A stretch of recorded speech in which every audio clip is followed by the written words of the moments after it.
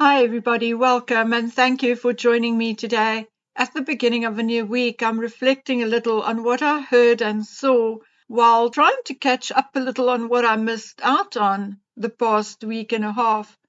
Although I mentioned Harry staying with Charles Spencer during Robert Fellowes' memorial, I had a few of you asking what I think about it, particularly after there was an article stating that Charles Spencer invited them for Christmas. Yes, it is only September now, but we know Meghan is a media genius who will grab at any opportunity to maximize exposure, whether with the full truth, a half truth, or no truth at all. Well, like I think I said in a previous video, the stay with his uncle could almost be expected. And thinking back now, it is actually strange that it has not happened before. Both of them are in their own way blaming Charles for Diana's death. So this was maybe a small gesture to embarrass the king. And I don't think it worked. It just made Harry's renewed quest for tax-funded security even more ridiculous. I'm sure Earl Spencer has some form of security, but I'm willing to bet that his security is not even a quarter or a tenth of what Harry will have at one of the royal residences. But no, he can't go stay at St. James's or Buckingham Palace because it's way too public. Yes, it's indeed laughable. What else can we say? But from what I hear, William is totally over Harry and Meghan's shenanigans. He has no time for it anymore. So Charles Spencer better watch out. Like a friend of mine suggested, if he keeps bolstering and supporting Harry, he may find himself in a spot where he won't be in close contact with William, the next king, anymore. So, in line with Harry flying in and out of the country unseen and unbothered and staying with his uncle on his estate, Harry still thinks it's a good idea to press on with his legal battle against Home Office to get his tax-funded security back.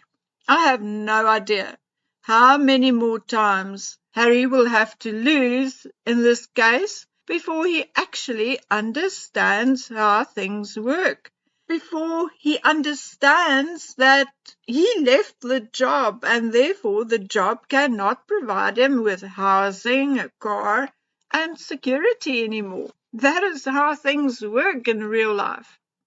So old Harry is now indeed going to the Court of Appeal in April next year for a 2-day hearing. So here we go again, and that after a High Court judge told Harry that he comprehensively lost his hopeless bid against Home Office and Ravek. The whole issue is actually utterly distasteful because not only is the king's son suing the king's own government, but Harry still believes that his father's household had something to do with the removal of his Met security. It's the kind of thing which makes one want to pull out your hair. Ravek, in charge of royal security, is an autonomous entity with their own rules, regulations, standards, budgets, personnel, etc. It has little to nothing to do with the royal household except to coordinate times, dates, events, etc. The case has already cost the British taxpayer £500,000 or £500,000. I cannot understand why the appeals court is even accepting and entertaining this if a high court has already given a very emphatic, clear no. It is a total waste of taxpayer money over absolutely nothing. Allegedly, apparently, so the story goes, the Queen Mother deposited 19 million in a trust fund for her great-grandchildren in 1994.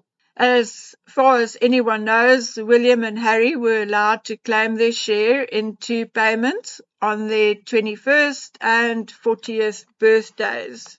It is speculated that Harry's share had now grown to about 8 million. So if all this information is correct, then Harry, or shall I say Meghan, will be coming into a nice windfall next week.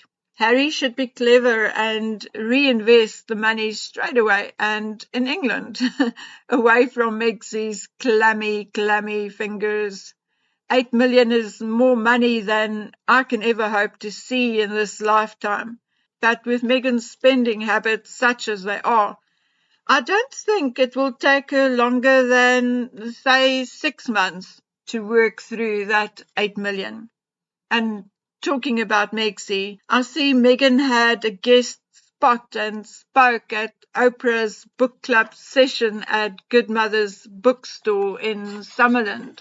So what shall we say? Was this a heartfelt coincidental appearance, or was it again orchestrated to happen on the very weekend during which we celebrate the late Queen's life and legacy? Well, I would guess Meghan sent her scouts out looking for an event she could attend. And then I wonder who brought the photographers. Again, I would guess Meghan did. It is all becoming so predictable and so boring, really. Even her looks, open shoulders, hair pulled back with those slut strands hanging down the side of her face. Honestly, at this point, we can take Meghan and copy and paste her into different venues and no one will know the difference. Anyway, and now I hear Meghan may be launching her lifestyle website, blog, shop thing next year under a different name. No more American Riviera Orchard.